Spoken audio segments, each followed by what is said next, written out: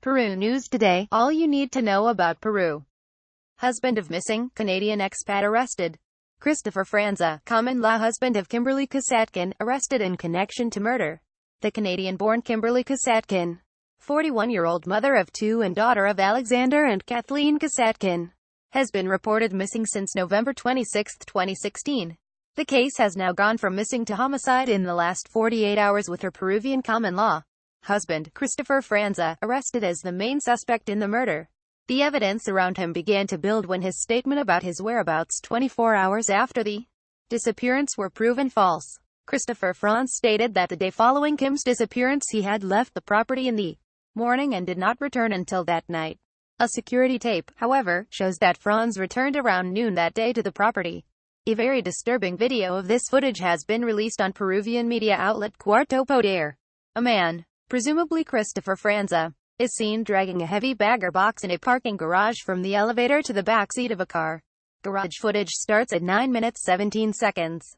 While transporting the bag to the car, he can be seen leaning it against the wall, where the police later found traces of human blood and are now in the process of identifying the DNA, regardless of whether or not the body is found.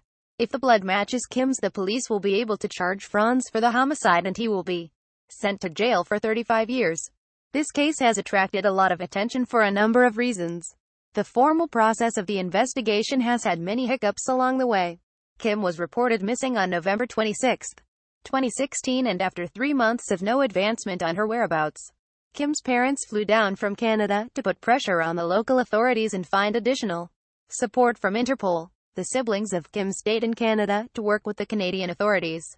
The family doubted the earlier claim that Kim had left on her own volition, stating that Kim and her siblings were usually in contact daily and that she was a very devoted mother to her 2 young children. The family started a GoFundMe campaign in hopes to gain more information on the whereabouts of their daughter, having considered that many people go missing per day in Lima and that either bribery or reward may lead to answers faster than a formal investigation.